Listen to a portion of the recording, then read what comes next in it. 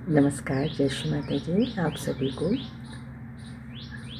आज ये जो वीडियो है ये इसलिए बनाई जा रही है कि कुछ प्रश्न जब आते हैं, कोई इंसान जब बहुत दुखी हो जाता है, अपनी विपरीत परिस्थितियों में एक लंबा समय गुजरने लगता है तो बड़े बड़ों के धीरज छूट जाते हैं। वह ईश्वर से प्रेम करते हुए भी नहीं कर पा रहा है। उसे लग रहा है कि ये दुख सिर्फ मेरे साथ है, जबकि यह भी पता है कि ये बहुतों के साथ हो रहा है। तो मुझे ऐसा लगता है कि ईश्वर तो परीक्षा तो लेते हैं, पर ये बात जब कहा जाता है तो बहुत ही बुरा लगता है उन सभी लोगों को जिन लोगों के साथ समय बुरा चल रहा है। कि क्या ये परीक्षा सिर्फ हमारे साथ ही होनी है? हम दुनिया में आए हैं, हम ही हारते हैं? ऐसे बहुत सारे प्रश्न होते हैं। तो मुझे बचपन में पढ़ी हुई एक दो कहानियाँ याद आ जाती हैं कि हम किस प्रकार ईश्वर को दोष दे सकते हैं।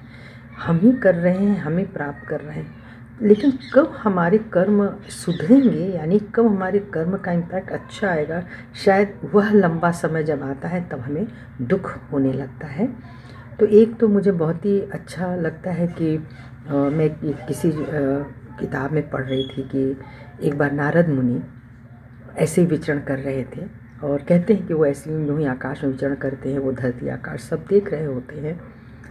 तो उन्होंने देखा कि एक लेडी है जो बहुत ही गरीब है, वो बहुत ही कृशकाय स्त्री है, पड़ी हुई है मृत, और एक छोटी सी बच्ची उसकी छाती से लगी हुई है जिसे दूध तो प्राप्त ही नहीं हो रहा है, और साथ ही 3 लड़कियां और जो उससे थोड़ी थोड़ी थोड़ी बड़ी थी वो वहीं बैठ करके बुरी तरह से रो रही थी और कोई भी उनको देखने वाला नहीं था।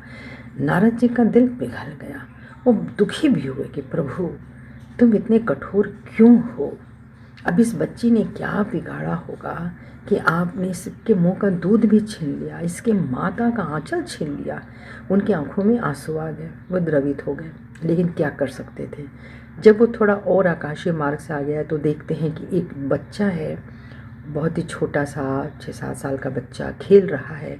उसको दुनिया से बहुत मतलब नहीं है, उसको ये भी नहीं है कि उसको माता पिता नहीं है, बस कोई उसको पाल रहा है। और एक छोटी सी झोपड़ी है, झोपड़ी के पास वो एक कच्ची दीवार थी, उसके पास वो बच्चा मगन होकर के खेल रहा था। अचानक ही वह दीवार बाहर की तरफ गिर पड़ी, यानी वो दीवार भरभरा के गिर पड़ी। जो एक परिसर बना था वो भी वहाँ से निकल गया, और उतने गरीब बच्चे का। तो इनको नारद जी ने कहा कि हे प्रभु तुम वाकई बहुत कठोर हो, इसमें कोई संदेह नहीं, आप कठोर हैं, आपको बिल्कुल दया नहीं है। आपने क्यों इस तरह से इस बच्चे का नुकसान किया? उसको एक छोटा सा एक परिसर था जिसके भीतर उसकी झोपड़ी थी, अब तो वो भी सुरक्षा चली गई। नारायण जी मुस्कुराए, बोले आपने सिर्फ एक तस्वीर देखी है, आइए मैं आपको पिक्चर की दूसरी तस्वीर भी दिखाता हूँ। पीछे का हिस्सा क्या है? आप ये जो बच्चा था जिसकी दीवार गिरी, उसका उन्होंने दिखाया कि कुछ समय बाद अगर ये दीवार गिरती नहीं तो वह दीवार उस बच्चे के ऊपर गिरने वाली थी। वो बच्चा वहीं खेलता था और वो इतनी कच्ची दीवार थी कि एक दिन बच्चे के ऊपर गिर जाती। इसलिए प्रभु ने थोड़ा समय के पहले ही उस दीवार को गिरा दिया और बच्चे की जान उन्होंने बचाई। बच सकती थी इसलिए बचाई। तब प्रभु की इस कृपा पे नारद जी हैरान हो गए। बोले अच्छा उसने क्या किया था जो नन्ही सी बच्ची थी, माँ की छाती से लगी हुई थी, उसने क्या अपराध किया था? बोले अभी मैं तुमको उसके आगे का दृश्य दिखाता हूँ। उन्होंने देखा कि एक बहुत बड़े मंदिर के सामने एक बड़ी सी कार रुकती है और उसमें से 4 लड़कियाँ उतरती हैं और एक सेठानी निकलती और बिल्कुल वैभवशाली वो बच्चे भी एकदम नए नए परिधान और सुंदरता के साथ। तो नारायण जी ने पूछा कि आप इन बच्चियों को पहचान रहे हैं नारद मुनि? बोले नहीं। बोली ये वही बच्चियां हैं जिनकी माता के मरने के बाद इस सेठानी ने दयावश गोद ले लिया, और मैं जानता था कि इस सेठानी को बच्चे चाहिए, क्योंकि ये चारों बच्चियां एक साथ उनको इतनी प्यारी लगी और उनको पैसे का कोई अभाव था ही नहीं, तो उन्होंने चारों बच्चियों को गोद ले लिया। ये एक तरफ जो भी कुछ होना था वो तो ज़रूरी था, वो होना ही होना था, लेकिन दूसरी तरफ भी कुछ किस्मत मैं बना देता हूँ। और इस तरह से ईश्वर की निष्ठा पर कभी भी नहीं करना चाहिए शंका। यही मुझे लगता है, और मैंने भी अपने जीवन को इसी तरह से संभाला है कि जितनी भी परीक्षाएं होती हैं कहा जाता है ना कि वो हमारे अच्छे के लिए होती हैं। वो आपके लिए आपकी तरह से अच्छे से होंगी, मेरे लिए अगर है तो मेरी तरह से अच्छे से होंगी। कभी भी किसी की स्थिति की तुलना नहीं की जा सकती है। और इसी तरह से प्रभु की निष्ठा बहुत करने वाले लोग भी एक अहंकार में आ जाते हैं और उस अहंकार से भी निष्ठा गड़बड़ा जाती है। अभी तो आप बिल्कुल प्रभु के पुजारी होंगे और बहुत एक समय ऐसा आएगा जब आपको लगेगा कि नहीं नहीं वो कुछ नहीं करते, सब कुछ होने वाला है तो बस हो रहा है, इसमें मैं इतनी पूजा पाठ कर लिया पर ईश्वर का उसमें कोई योगदान नहीं। तो इस कथा पर, इन बातों पे मुझे प्रहलाद की कथा याद आ जाती है। जब हिरण्यकश्यपु मारा गया था तो भक्त प्रहलाद राजा बने और राजा बनकर के बहुत ईमानदारी से और निष्ठा से वो अपना शासन चला रहे थे, जैसा कि एक भक्त को होना चाहिए। लेकिन जो हिरण्यकश्यपु का मित्र था वह वृद्ध सा हो ही चला था, लेकिन वो आ करके बार बार प्रहलाद से बोलता कि ठीक है, तुम नारायण के उपासक हो, तुम उनकी पूजा करो, लेकिन तुम इस बात को ज़रूर सोचना कि उन्होंने तुम्हारे पिता की हत्या की है, वो हत्यारे हैं तुम्हारे पिता की, इस बात को कभी मत भूलना। और तुमने तो सिर्फ ये दिखाने की कोशिश की थी कि कण कण में भगवान है, तो यह इस पर पैदा करने के लिए स्थिति, भगवान को तुम्हारे पिता को मारने की क्या जरूरत है, वो दिखा देते कि हाँ तुम खंबे में प्रकट हो।